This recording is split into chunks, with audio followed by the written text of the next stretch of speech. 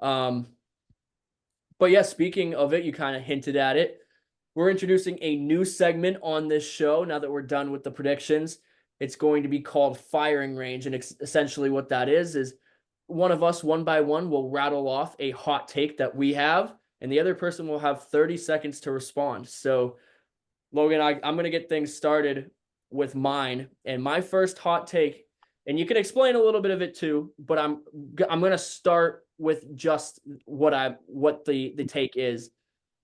Daniel Jones, and the Indianapolis Colts will win 11 games and the AFC South. Yeah, I don't disagree. This is again, Steichen was on the hot seat. He basically needed a quarterback to step up and play very well to save his career, and Daniel Jones was the answer. We're talking about a lot of New York Giants guys who their careers get revived once they leave New York, and that has seemed to be the case for New York. I mean, for Daniel Jones, he's looked great for Indianapolis. The running game is great, and it complements the passing game, and that makes the passing game better. And Jones has weapons around him. Tyler Warren has proven to be the best tight end in the draft. They made a great selection going out and picking him when he fell, and that only helps Daniel Jones. And Daniel Jones is using his legs, something we've known a 6'5" guy to use. Daniel Jones, a 6'5" frame, to use his legs and use his big frame to get yards, and everything on offense has been clicking. One punt in 3 games for the Colts. One punt in 3 games. The only other team to do that, the 2007 New England Yes, Patriots. sir. Averaging 34 points a game. That offense has been explosive. Daniel Jones, like you said, looks revived. Jonathan Taylor is back in prime form. 102 yards, 3 touchdowns in this past week's game versus Tennessee. 165 yards versus Denver, in which he had a 64-yard score. And Denver, one of the top defenses. And then, speaking of top defenses, the defensive back group for this Indianapolis Colts defense is looking awesome. They're one of the best in the league right now. Charvarius Ward, we're so happy to see him having success here with Indy. Kenny Moore, who unfortunately just suffered an injury and is doubtful for this week, but is supposed to hopefully come back within the next week or so. Xavier Howard, Nick Cross, and Can Bynum, both or all of those guys having great years so far. Excited to see what's next. Logan, give me your hot take. The Ravens have lost a wing. All right. And what I mean by that is they have one wing left, and that is the offense. And I don't even care if Derrick Henry's fumbling the ball. They're in a position where they have wing left, and I don't know how much longer they're going to survive. Yeah, their offense is explosive. Regardless of the fumble, they can go down and score at any given moment. But I do agree with you. I do think that the Ravens defense, despite having those big names, Roquan Smith, Kyle Hamilton, and Marlon Humphrey, they've lost a step. And somebody in this league's figured them out. You saw Buffalo dissect them in the second half. Cleveland's Cleveland, and they're ran by Joe Flacco. You don't expect them to do much, but they did keep up with them up until halfway through the third quarter. Um, and then Detroit absolutely decimates them. I believe they had 2 or 3 stops all night versus the Detroit Lions. Um, Massive holes over the middle and in the seams that have allowed them to um, that they just given up. We saw that fourth down play where honestly it should have been a stop, but Amon-Ra St. Brown just breaks the coverage on Marlon Humphrey and catches a dot of a pass from Jared Goff. You expect a defense that weren't they statistically the best last year? They Top were five. yeah, top 5 in total defense. You expect them without losing a ton of players and adding Jair Alexander to become, or rather remain one of the top defenses. And they just seem so susceptible now. They've played 2 high-powered offenses, sure, but your top defense should be able to compete with the top offense and come away with more than 3 stops. So I like it. I wouldn't necessarily say it's a hot take because it seems true. Right. Um, all right. My second hot take, kind of going to the opposite end of the South now. The Houston Texans will go 6-11 and miss the playoffs. I don't think that's a hot take either, man. I just feel like the same thing with the offense. They have one wing, and their one wing loss is their offense, and you got to score points to win games in the NFL, and that's going to ultimately bite him in the butt in this year. Until Tank Dell's back, until the offense finds their groove, I can't see him finding a win. Um, unless they can sneak away with a defensive victory, I mean, they play great defense. You think about it. Bucks game winning drive, they lost that game. Rams game winning drive, they lost that game. Like they've had a couple heartbreaking losses, and in this past week they give up 17 to a Jacksonville Jaguars offense, and their offense only scores 10. So yeah, I agree. It's panic mode if you're the Houston Texans. I think it's a lot more panic than if you're the Ravens because the Ravens have a great offense. Mm. And like I said, to win games, you're gonna need to score points. But yeah, until this offense can figure something out and this run game can get going, I can't see him winning many games. Yeah, I mean, just take a look at some of the games left on the schedule for the Texans. 2 weeks from now, they'll play the Ravens. Then they play the Seahawks, the 49ers, and then the Broncos. That's four straight losses right there, in my opinion, the way that they're playing right now. Then they'll face the Jaguars, which they've already lost to. So, but they play at home, so I'm going to give them the benefit of the doubt. Then they play the Titans. I think they probably beat the Titans both times this year, but again, could go both ways. Then they play the Bills, Colts, Chiefs, and Cardinals all in a row. That's at least 3-1. And then they face the Chargers and Colts again at the end of the year. I honestly think they finish this year with 11 or 12 losses. The way that they're playing. And last All week I right. was saying no way they go 0-3. Now I don't see a way that they win more than 7 games because their offense just looks atrocious. All right, go ahead. Give me your second hot take. If Joe Burrow wasn't hurt, we'd be talking about the Steelers being the worst team in the AFC North. Oh, man. Yeah, that is a hot take. It is a hot take because I still think that the Bengals would not be great. But you're right.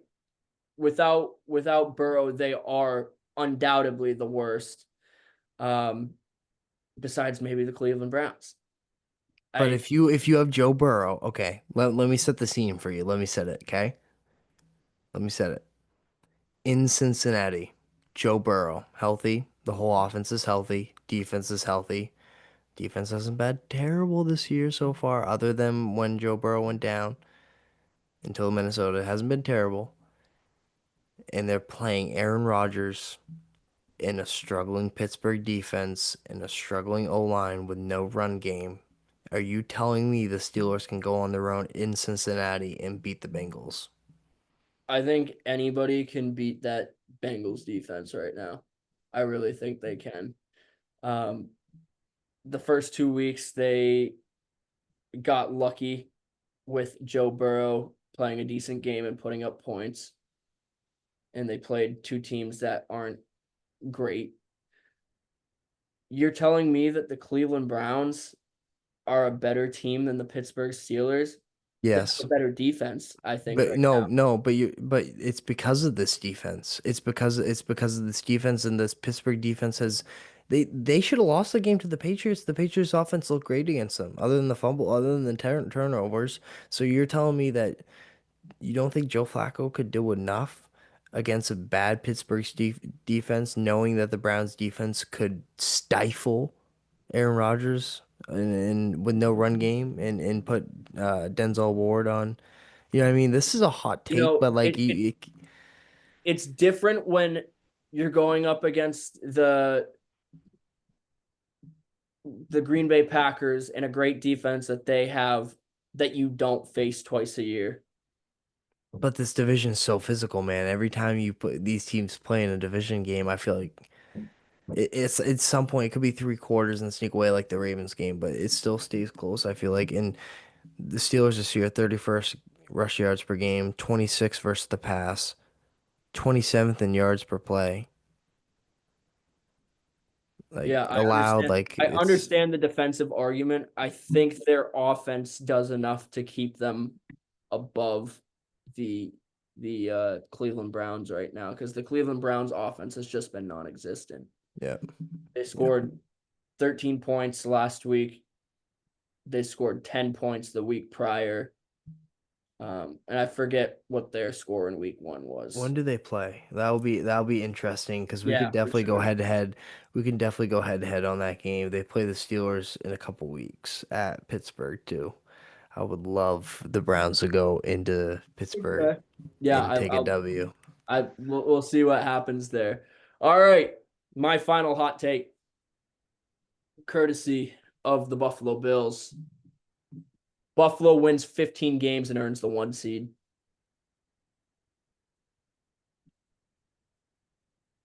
No hot. No You don't hot. I think so? agree. 15 games. I don't even think I need to debate that. I feel like we're on the same page with Buffalo, and obviously you're biased, but you don't really need to be biased. I feel like to see that. I feel like you might see that because you are biased. You might be like, maybe I feel this way because I'm biased, but to me, I feel like Buffalo is the clear-cut favorite in the AFC. I still have questions about the defense, Same. but it falls into the hands of Josh Allen, and that's what this what the team does. McDermott puts the ball in Josh Allen's hands when they need to make a play, and it's proven to help them. So they just need to get over that one hump in the playoffs, and as I think if they can get to the Super Bowl, they can compete with Philly. What we see, like especially, it's too early to tell, but what we've seen so far, they can beat Philly. So I agree. I think they are the clear cut number one favorite in the AFC. Yeah, I think the being the number 1 seed wasn't the hot take about that. Do you think that 15 wins. 15 games? I think I had Buffalo at 15 wins though in my season prediction. So I mean, I don't think Xander did. So maybe he'd feel different though. Yeah. So yeah, my argument comes from the fact they're 3-0 and through those 3 games, with the exception of the Dolphins game, and even in the Dolphins game, the offense has looked pretty good. Josh Allen has 800 passing yards, 7 total touchdowns already, but the real difference here is just how composed he looks. He's not worried about throwing the ball 20 yards down the field, which we explained with Michael Penix is something that we feel like he needs to do more of. Josh Allen, 2 years ago, we were saying he needs to do less of it because he would throw interceptions. He had like a 15 or 16 interception season. The last 2 years, he kind of slows it down and takes the check downs when he needs to, or the 7 yard slants through the middle, and has been playing every bit as good as he did in his MVP campaign. Then you talk about their running back, James Cook, who's got 4 touchdowns and almost 300 yards on the ground through 3 games. He's been worth the contract. And then all the competitors of the Buffalo Bills, the true competitors that we have been talking about, are underperforming so far. Ravens 1-2, Chiefs 1-2, Bengals 2-1, but no Burrow for 3 months. And the AFC has one winner, which is the Patriots, one time. And not only that, but that defense that has been concerning at times has proven time and time again that they can force a turnover when it matters. And Yeah. that's a huge thing to have. Like that defense pisses me off so much when I watch them because we'll give up 3rd and long. We'll give up 3rd and 15. And yet they still find a way to win the game. And they have 24, a record 24 straight games of winning the turnover battle. And that's why this team has been so damn good, besides Josh Allen. All right, you got one more hot take for me? Bust of the draft, Aston Jeanty. Oh, it's a little early. I predicted it. I want to say like you said, a little early, so I didn't predict it, but it was something I mentioned going in. Go. Yeah, it's a little early to be saying that. Listen, as a guy who's drafted him on 2 of my fantasy teams, I'm very disappointed in the start. Ooh. Very disappointed in the start that he's had. I felt pretty confident after week 1 where he goes in and he has that touchdown run. He runs for, I don't know, 50 or 60 yards, and you get 16 points out of him in fantasy. But this is an offense that has been supposed to be relying on this guy. To him and Brock Bowers are your 2 guys who are supposed to be making an impact in changing this team, changing the offensive culture of this team. And Brock Bowers has, Aston Jeanty has not. And I don't think he's a bust though. His offensive line's terrible, man. I understand that he's not playing in the Mountain West anymore, so he's not going to get those 200-yard games. Um, but he's got to adapt and learn the NFL. This is his welcome to the NFL moment. He's probably never had a game in the last 2 years, or maybe even Yeah, high school, where he's had to struggle this much to gain 20 yards, 30 yards on the ground. right. So I think that while it is disappointing, I don't think that we could put him in bust status yet. Well, it's weird to think like in my mind, it feels a little impulsive of Pete Carroll. You know, he's coming up in his final years of coaching. Let's be real, he doesn't have 10 years of coaching left. No. The best player available at the time, probably debatable, might have been Ashton Jeanty, and he's a known coach who wants to run the football. Had Marshawn Lynch beast mode running the football for his team, and Except on the final play of the Super Bowl. right, yeah, right, right. And let's go take Ashton Jeanty, even though the line might not be that great. How many times have we seen this pan out horrible for NFL teams? We saw it with Trent Richardson in Cleveland. Yeah. Like in we're seeing it. We've seen it countless times with first round early picks and at the running back position. Even Saquon, we saw it in New York behind a bad O line. He struggled for a lot, and he struggled to stay healthy. And could this happen to Ashton Jeanty if we see like consecutive 50-yard rushing games, and the O line doesn't block for him? So Would you say that if he does turn out to be a bust, it's not a product of his game, but rather a product of what he has surrounding him? yes, yeah, a little bit of both. From the film I'm watching it, it's like he's not just hitting the hole. It's like he's wicked hesitant and he's kind of dancing or being a little too patient, or maybe he's hitting the wrong hole. But I watched a lot of film from the NFL Plus aerial view of just some of the ball carrier vision problems where he gets the defender to set up in a certain position the way he hides behind the offensive lineman. So when he puts his foot in the ground, why doesn't he hit that hole now he dragged the defender left? Why doesn't he hit the hole, cut it up right, and hit the hole and get north south? Like why doesn't that happen? It just seems like he's just wicked hesitant. I don't know if it's like a physicality thing, but it does seem a little hesitant on film. Yeah, I totally agree. And I think that's something that's going to come with time. But we'll Agreed. we'll see, we'll see how he adapts in these next few weeks and throughout the rest of the season. All right, going on to another segment we're going to be doing. This one I don't think we really have an official name for unless you have one, Logan, but it is our overreaction segment. Yeah. Um, we're going to be listing very similar to this, just some Give statements. me Yeah, give me like a headline. Give me just like a headline title. We can kind of fix it as we go, but like we're sports journalism students. You're creating a story, which Max, you're the news guy. You know, you create a story. What's your headline? My first headline: the Chiefs are in real trouble. No, they are. Huge trouble, and they have no threats on offense, and it's unfortunate because even when Xavier Worthy went down, knowing that Rice is already suspended, people were still hopeful that the offense was still going to be able to do stuff. I will say Patrick Mahomes looks to be in the best shape of his life. The way Yeah, he's moving absolutely. is unbelievable. He looks great out there. But Travis Kelce's not the same. The O line still has issues at the tackle position. Their left tackle position a little bit better now with the new draft pick, but right tackle still an issue. And then on defense, Chris Jones isn't the same. They don't really trust their backup corners. Steve Spagnuolo is an offensive genius. If what they did against the Giants and Russell Wilson with the too high shell just picked them apart and just caused a lot of issues. And that's the one. I think the coaching's the one positive that and Patrick Mahomes on this team. The rushing game isn't the same. I told you guys Pacheco hasn't been the same since the injury. He still isn't the same. He looks like he's never going to get back to what he was. Unfortunately, it sucks to say, but that's what happens with knee injuries. I went through it.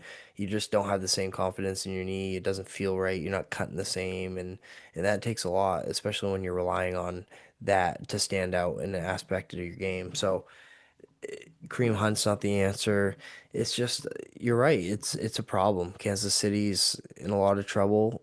They're in more trouble than Baltimore because Baltimore has a clear-cut better offense and probably even a I don't know about a better defense. I might have been pushing Nah, I it. think Kansas Yeah, City's defense is I still agree. better. But yeah, but still, like the offense is what's gonna hold them up. And we mentioned this. I mentioned it, especially like coming in the year. Mahomes is going to look to throw the ball downfield more. It looks to have a lot more zip on the passes. Maybe it's because he looks more athletic, but it looked like they want to throw the ball downfield more and push it and not be a boring 20-point offense like they were in 2024. But now they got to kind of be that boring 2024 offense because they don't have the weapons to get the ball to.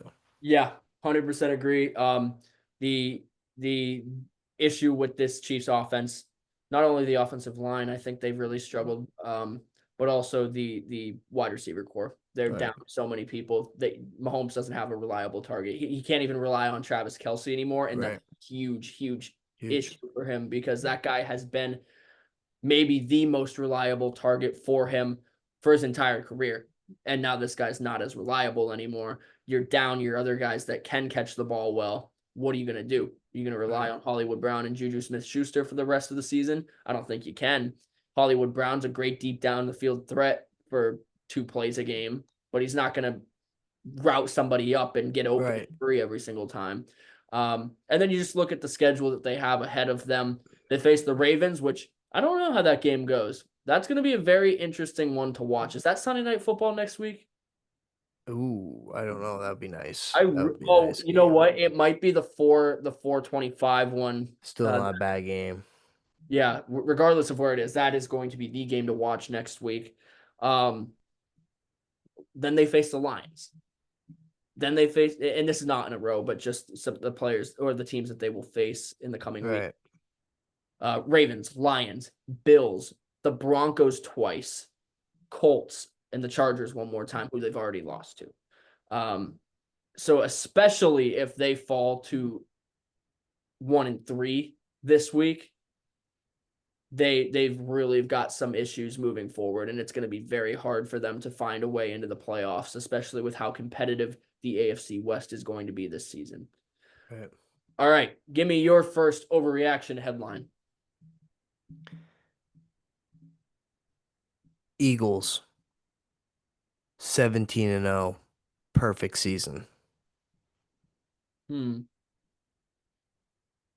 It's interesting because when I was doing my hot takes for firing range, I wanted to say just to really throw you off, Buffalo 17-0, but I really don't think that that's going to happen.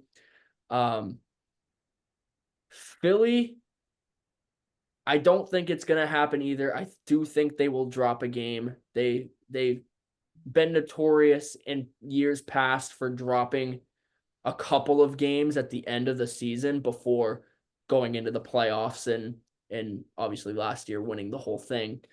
Um, but there's also a crazy side of me that can see it because that Eagles defense is so stout, regardless of how many people that they lost. We talked about the resilience of this team, not only on the defensive side of the ball, but the offensive side of the ball. Nick Sirianni has been fantastic at adjusting at halftime when the team isn't playing well and switching the game plan up. Those first 2 weeks, you mentioned it. They kind of just had a very small playbook that they were running different plays out of with the same formations over and over again, but against inferior opponents. And then they go and they play the Rams. They kind of start out like that, but then they realize they've got to open up the playbook a bit. They really got to let their offense loose. This offense has the potential to be extremely explosive. They didn't lose all too much from last year. One thing that is huge, which is a development, which we didn't talk much about, Lane Johnson hurt himself in that game. That is a big, Huge. big problem for them. Luckily, I do believe that they have very good offensive line depth, but Lane Johnson's a multi-time All-Pro player, countless Pro Bowls, and is going to be a Hall of Famer. That is going to be a guy that is extremely, extremely hard to replace. Um, I can see it. I really can see it, but I don't think it will happen. I respect that. Uh, all right. Here's one. Joe Burrow will never reach the pinnacle or peak of the NFL, as in make winning the Super Bowl or really getting anywhere close to where he did in 2021. Yeah, not unless they're traded. I mean, unless he's traded. And yeah, I agree with that. And I think it's pretty soon he's going to get traded. And I say that because I hope so. As an NFL fan, you want to see a talent like that be fulfilled with players not only around him, but a defense that can hold their own and stop an offense. And not to mention, Cincinnati is one of the poorly run organizations in the NFL. That ownership has years worth and multiple times of just not paying players or not just making the right football decisions to really just improve football in Cincinnati. And that's just kind of bit them in the butt. And now they're in a situation where their highest paid players take up a huge chunk of that cap space. And you're talking about all guys on offense, and you finally just repaid or re-signed. Um, Give an extension to your best defensive player, but one player on defense isn't going to cut it. You got 10 other guys playing on defense. So I agree with you. I don't know until he's traded. I don't know if they can get back there because I don't think they have the money to really sign the players with all the money they're spending. And I don't know if what they've proven with their draft picks really have proven much. Yeah, so let's take a look at those injuries. In 2020, had the season-ending one. 2022, I believe that one was also season-ending. 2023, I believe that one took him out for several weeks. 2024 also took him out for several weeks, but he had a very good 2024. Unfortunately, his defense was just not good. And then 2025, we're going to see him miss 3 months because of a turf toe injury. And a lot of those defenses come from, a lot of those injuries come from the lack of an offensive line Yeah. and the incompetence of the front office over there in Cincinnati, refusing to get him the guys that they really need. I understand you want Jamar Chase and T. Higgins both on the same team and these elite pass catchers to be there available for Joe Burrow. And I do think Joe Burrow had something to do with the signing of T. Higgins and Oh making yeah. sure that he was still there. So to his own fault, he's kind of hurting himself too. It's almost like he didn't But understand. Like it you just as the doesn't work front like that. office, I understand Joe Burrow is the franchise and you feel obligated to listen to him.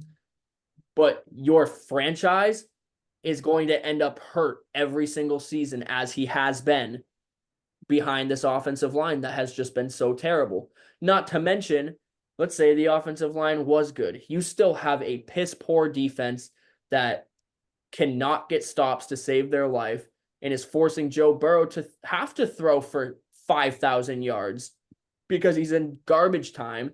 And only a quarter of the time can he actually come back and win the game because the ball rolls the right way for him. Um, Right. they missed the playoffs last year after he threw for 5,000 yards. And how many touchdowns did he have? Like 45, something like Yeah. that.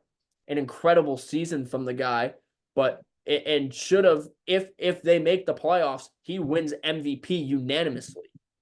Um, this front office is terrible, and not to mention the guy that you do have on your defensive side, you can't even pay. You can't even pay for more than 1 year Right. because you just don't have enough money. So unless he's traded, and I think injuries are going to continue to be a problem in his career regardless because he's so banged up now. He has these pre-existing problems. But unless he's traded to a team that has a top 10 offensive line, I think Joe Burrow will be one of the biggest what if stories in the history of this league. Wow. Yeah. It's hard to disagree with that. Yeah. All right, you got one more headline for me? One more, man. I know this is gonna fire you up. I want you to close your eyes and I want you to fast forward to 2026. Okay. For the first time since 2019, the New England Patriots are AFC East champions. Next year? Next year. Oh, you're We're funny. 1 year away. We're You're 1 year funny. away. We're 1 year Um, away.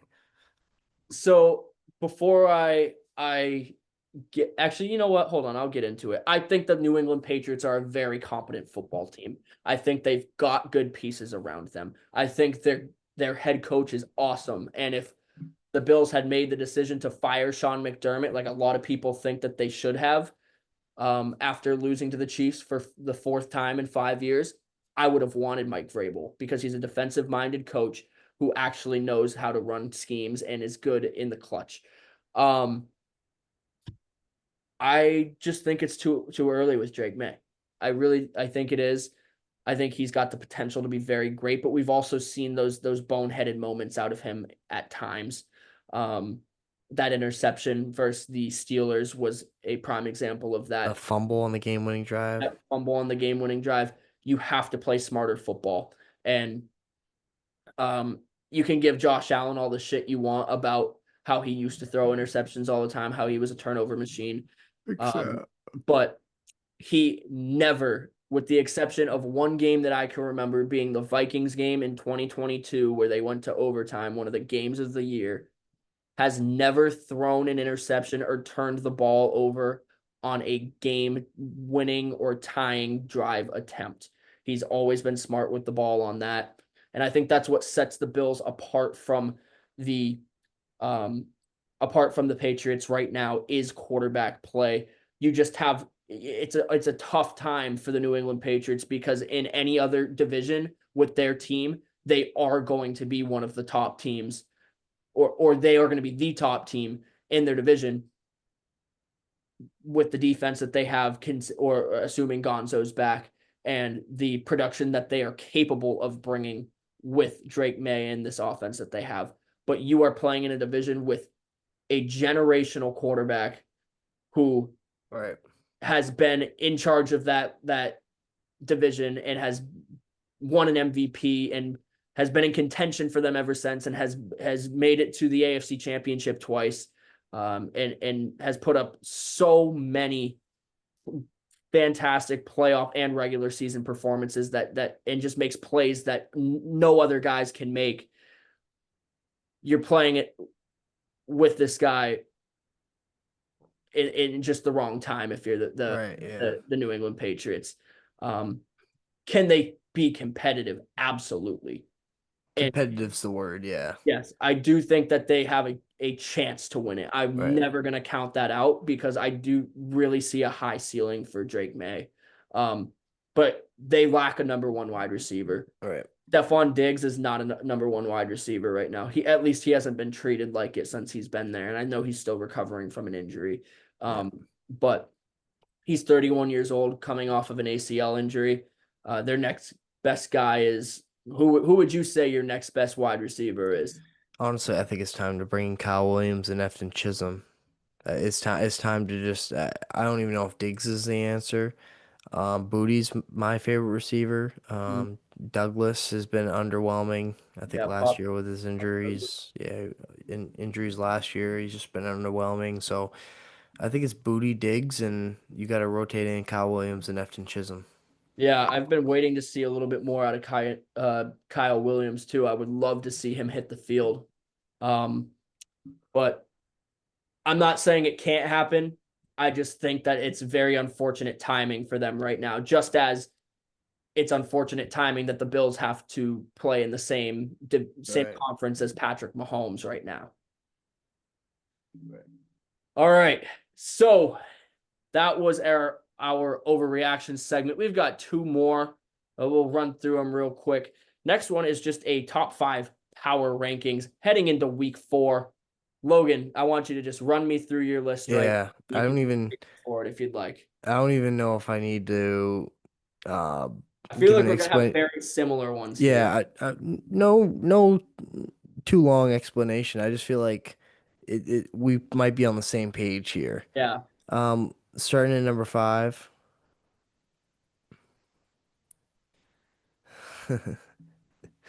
the Detroit Lions. Okay. Okay, Wow.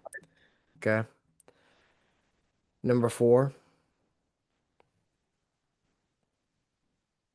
the Indianapolis Colts. Okay. Okay, All right. okay. You ready for number 3? Yep. Oh, Do you hear me now? Yep. Number three, I'm going Buffalo Bills. And I say I put them at three, not two, and I say just because the defense. And then two, I'm going Los Angeles Chargers, and then one, I'm going Philadelphia Eagles. Okay, so our lists are not too much different. We have the exact same teams in our top five. Really? Yep. Really?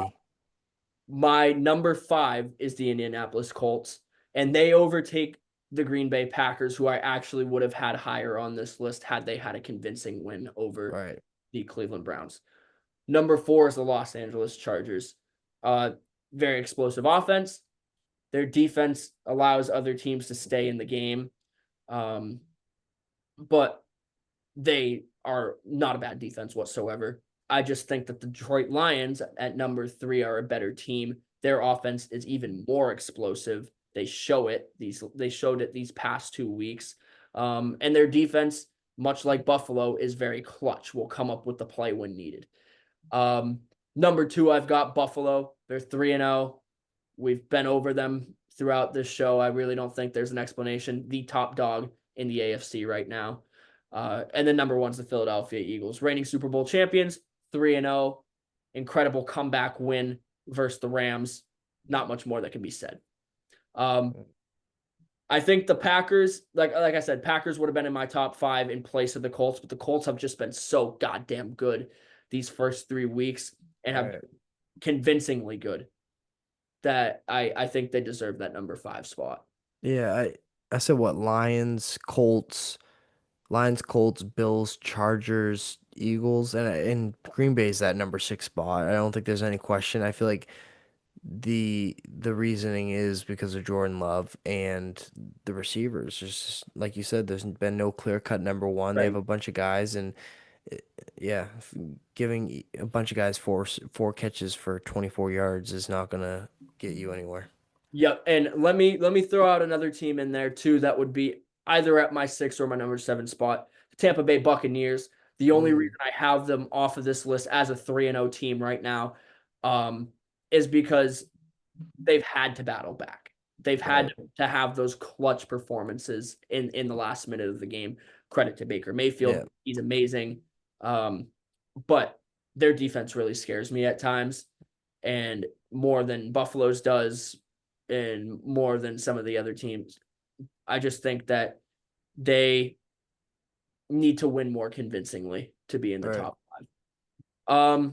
All right, player spotlight is our last segment of the night, and I'll go ahead and get things started. Player spotlight from week 3. To me, it's none other than Jonathan Taylor. 102 yards, 3 touchdowns versus Jacksonville, including a 46-yard score where he was bouncing off defenders, zigging and zagging through. He had a 69-yard run in the game prior versus Denver, one of the top defenses in the league. 338 total yards this year. And it just looks like he should have been everyone's number one fantasy football pick this year. He's been that good. He's reminding me of that prime 2021 Jonathan Taylor, who was Mm, so shifty and such a strong back, really was the full package. And he showed that again. First Jacksonville last week. Or not Jacksonville. Who did they play? I'm so dumb. Who did they? The Titans. The yeah. Tennessee. Yeah. And then Denver week one. Yeah. Yep. Or I'm two, very whoever. Yeah. very impressed with Jonathan Taylor. Yeah.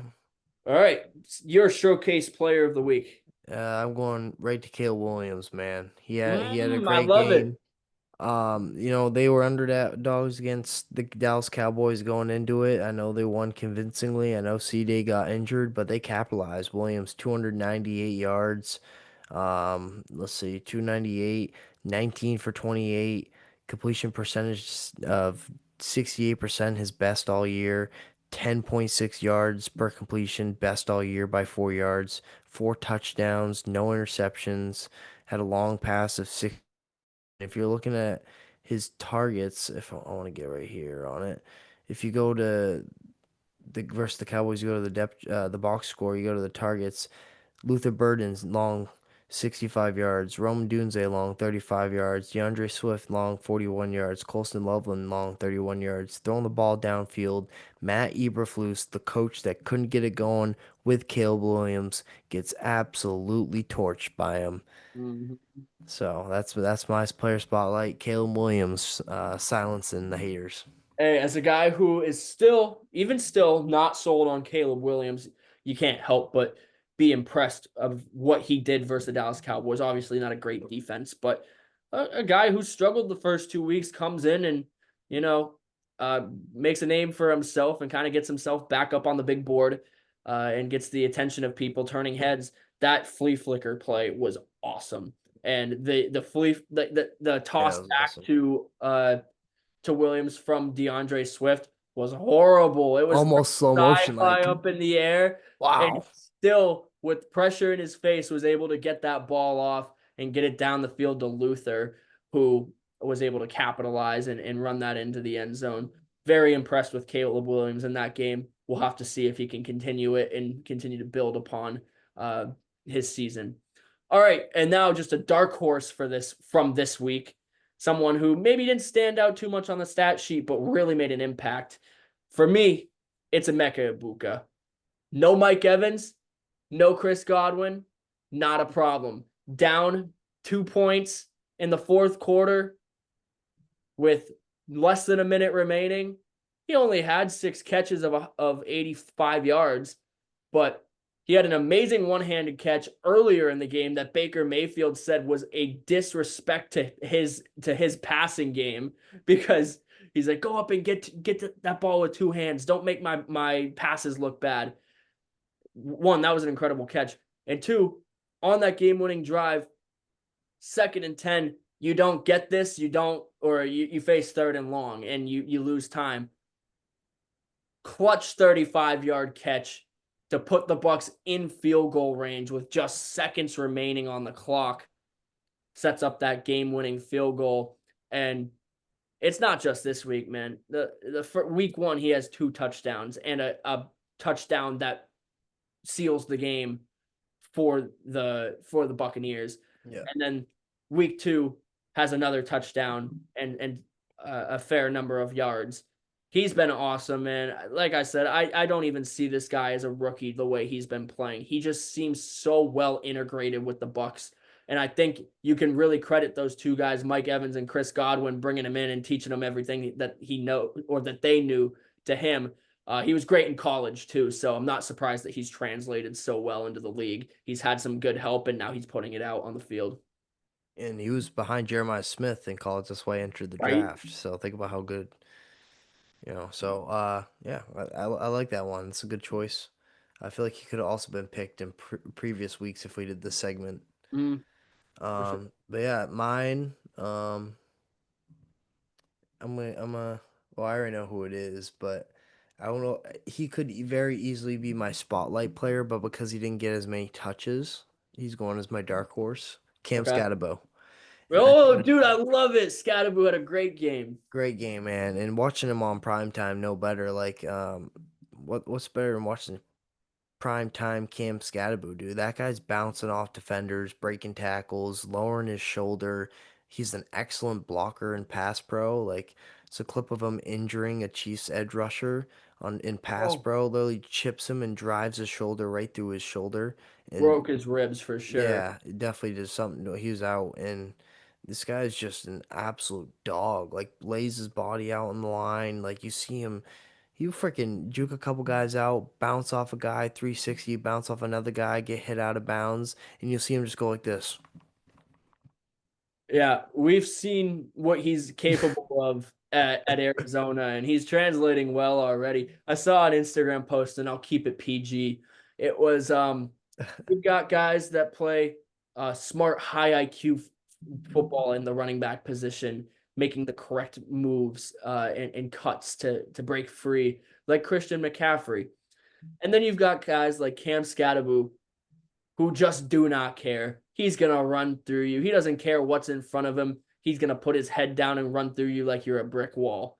He is awesome. I've loved what I've seen out of him so far. It sucks that he's on a team that is not going to be successful this year and that Yeah. lost by so much this week because he really did have a good week. And I'll admit I was wrong. I thought he was going to be a second or third string running back on this team with Tyrone Tracy and Singletary on this team, but no, he's the clear cut favorite in this running back room. Mm-hmm. Can't say I'm too surprised, but No, and I'm not either. I believe we will see a lot more reps out of him. The only concern I have is that if he continues to play that hard-nosed you keep football, yeah. is he going to get hurt? That's like a 10 to 11 12 touch a game kind of run. Like you got to have that's the kind of play style you got to have a Jameer Gibbs as the other running back with you so you can, yeah, ice Yeah, the and fire. and I think he's a little bit more physical than Montgomery is, but you're right, he kind of holds the same position. It's just that tough get the yards, get the extra 2 yards running back that he is, and being able to break through contact and take contact as the bigger back that he is. Um, yeah, Logan, any closing thoughts on week 3 before we close it out? No, man, I know Xander wasn't here to be with us today, but nonetheless, it was fun. We just cooked for 2 hours talking football. Hmm? We had a blast, and I'm really excited for Thursday for the picks. I feel like doing the schedule where we do the recap early in the week, picks later in the week really gives me time to sit down and get my record straightened out. Because when we talk Thursday, you'll see my spread numbers aren't looking too good. Yeah, I don't think any of ours are. Yeah, But anyway, guys, you've just watched the In the Pocket podcast recap of week 3. Like Logan just mentioned, we will be back on Thursday to give a prediction of week 4 and the week 4 games, go over a new segment that we'll be introducing in that. And Xander will be back with us. So thank you all for watching. Enjoy the rest of your night and see you Thursday. peace.